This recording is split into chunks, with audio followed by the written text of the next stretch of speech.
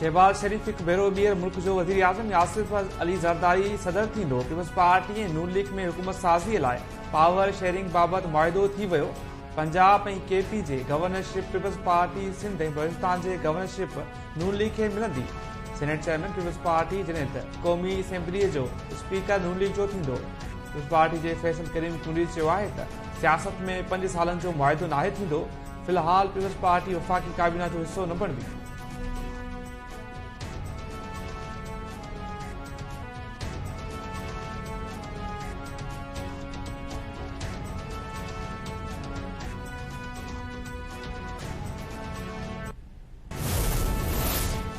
पंजाब ऐं सिंध जो गवर्नर केरु थींदो? पीपल्स पार्टी नून लीग जे उम्मीदवारनि जा नाला साम्हूं अची विया। मखदूम अहमद महमूद, कमर ज़मा कायर, नदीम अफज़ल चंद पंजाब जे गवर्नरशिप लाइ मज़बूत उम्मीदवार। ज़ेर मुजिब पंजाब जे गवर्नरशिप लाइ पीपल्स पार्टी जे पहिरीं तरजीह मखदूम अहमद महमूद, ॿी कमर ज़मा कायर ऐं टीं तरजीह नदीम अफज़ल चंद आहे। नून लीग सिंध में गवर्नरशिप लाइ बशीर मोहम्मद जे नाले ते गौर शुरू करे छॾियो आहे। MQM बि पंहिंजो गवर्नर आणण लाइ सरगर्म आहे।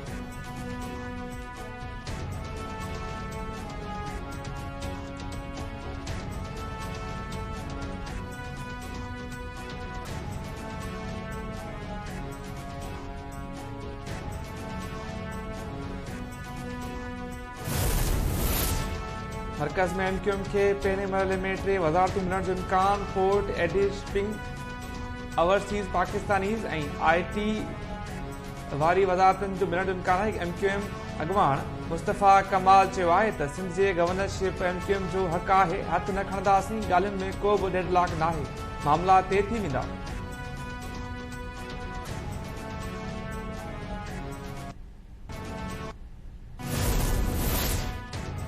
PTI जे हामी आज़ाद हैसियत में चूंडियल 86 MNAs सुन्नी इत्तेहाद काउंसिल में शामिल थियण वारो सर्टिफिकेट इलेक्शन कमीशन में जमा कराए छॾियो।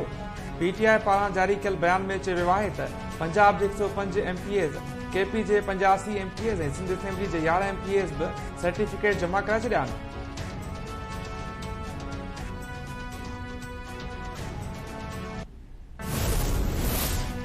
सुप्रीम कोर्ट 8 फरवरी ते थियल चूंडनि खे कलअदम ॾियण वारी दरख़्वास्त रद्द करे छॾी। दरख़्वास्त गुज़ार ब्रिगेडियर रिटायर्ड अली खान ते 5 लाख रुपया दंड लागू। सुप्रीम कोर्ट 8 फरवरी जे चूंडनि खे कलअदम ॾियण वारी दरख़्वास्त ते ॿुधणी थी। अदालत हुकुम ॾिनो त रियासत कोर्ट मार्शल थियल शख़्स पारां ब्रिगेडियर जो लफ़्ज़ इस्तेमालु न करण खे यकीनी बणाए। चीफ जस्टिस काज़ी फारिसा रिमार्क्स ॾींदे चयो त मुल्क खे दुनिया में खिलण जो सामान बणायो वियो आहे। दरख़्वास्त गुज़ार बि पॾे हलियो वियो।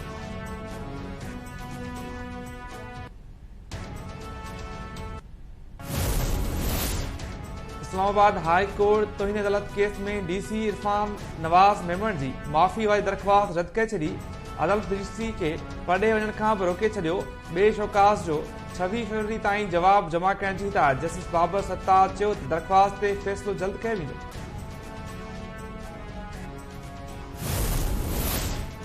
हुकूमत साज़ी बाबति मामला ते थियण ते पाकिस्तान स्टॉक एक्सचेंज ते मुस्बत असर। स्टॉक मार्केट में 1000 पॉइंट्स खां वधीक तेज़ी ॾिठी वई।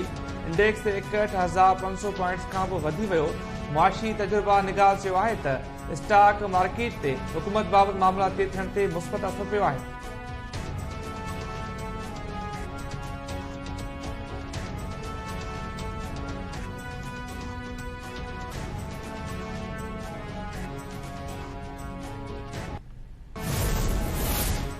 ड्राइंग रूम में वेही उहिदा विरहाईंदा कयो, चूंडूं कराइण जी कहिड़ी ज़रूरत आहे? सिंध हाई कोर्ट जे चीफ जस्टिस जा चूंडनि दौरान इंटरनेट जी बंदिश ख़िलाफ़ दाख़िल दरख़्वास्त ते ॿुधणी दौरान remarks. Chief justice Aqeel Abbasi Sindh हुकूमत जे वकील खां पुछाणो कयो त ॿुधायो त सिंध हुकूमत इंटरनेट बंदि करण लाइ चयो हो या न। अदालत जे हुकुमनि खे संजीदगी सां छो नाहे वरितो वेंदो? वकील चयो त असां अहिड़ी का बि दरख़्वास्त नाहे ॾिनी। जवाब जमा करण लाइ मोहलत तलब।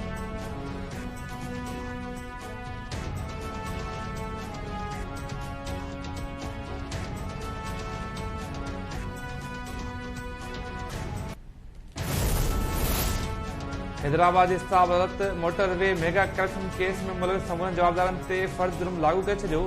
ॿुधणी दौरान जवाबदारनि खे वीडियो लिंक ज़रिए फर्द जुर्म पढ़ी ॿुधायो वियो। जवाबदारनि पारां ॾोह क़बूल करण खां इनकार। अदालत ईंदड़ ॿुधणी ते शाहिदनि खे छॾाए वरितो।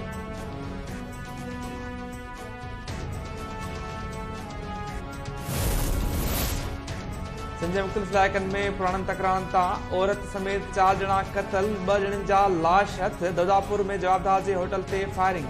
कारे इल्ज़ाम हेठि आयल बाबू लोहर ऐं वाटेड़ू अमीन कटोर भाॼी विया। जवाबदार पंहिंजी नुंहुं हाजिरा कटोर खे बि क़तल करे छॾियो। नारो भरिसां संगावती तकरार तां शंभाणी बिरादरी जे बिंदुनि में झेड़ो। नौजवान अलन शंभाणी क़तल। हुसड़ी भरिसां अकरम वाह मां नौजवान जो लाश हथ। सुञाणप नथी सघी। न्यू सईदाबाद टूल प्लाज़ा वेझो नुशरो फिरोज़ वासी सफ़र ॾेथो जो लाश। कराची जूं 200 घणमार इमारतुनि में नाक़िस मटीरियल इस्तेमाल थियण जो इंकिशाफ। KMC घणमार इमारतुनि बाबति रिपोर्ट सिंध हाई कोर्ट में जमा कराए छॾी। इमारतुनि में फायर फिटिंग सिस्टम न हुई, न वरी हंगामी रस्ता आहिनि। सिंध बिल्डिंग कंट्रोल अथॉरिटी बि इमारतुनि बाबति NOC जारी करण वक़्तु KMC सां राब्तो न कयो। SPBSC जाइज़ो वठण बग़ैर अदालतनि लाइ सर्टिफिकेट जारी कया। KMC पारां गैर क़ानूनी अदालतनि ऐं NOC जारी कंदड़ ख़िलाफ़ कार्रवाई जी सिफ़ारिश।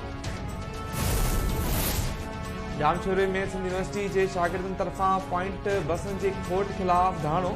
शागिर्दनि पारां कोटली स्टेशन चौक ते धरणो हयो वियो। एहतिजाज करण जो चवणु आहे त कोटली जे शागिर्दनि लाइ रुगो 4 पॉइंट्स बसूं आहिनि।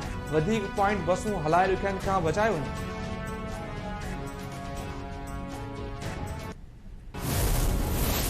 नओं दंबालो वेझो ॻोठ ठारो कोट में प्राइमरी उस्ताद जो ॿारड़े ते वेशाणो तशदुद।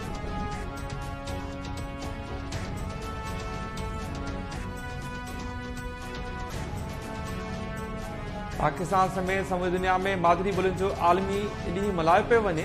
हिन साल मादरी ॿोली जे ॾींहं जो मर्कज़ी ख़्याल घण लसानी तालीम सिखण ऐं मुख़्तलिफ़ मसइलनि जो बुनियादु आहे।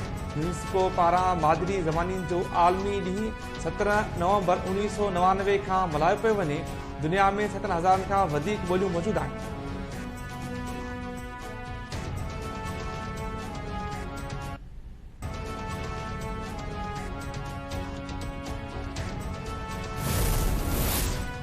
कराची मां मुबैना तो रगवा थी रहियल नीगरी जे वारसनि जो कश्मीर में एहतिजाजी मुज़ाहिरो। वारसनि जो चवणु आहे त हफ़्तो अॻु 12 वरहनि जी नीगरी खे केंट इलाइक़े मां अगवा कयो वियो। DIG लाड़काणू SSP कश्मीर नोटिस वठी नियाणी खे बाज़ियाब कराइनि।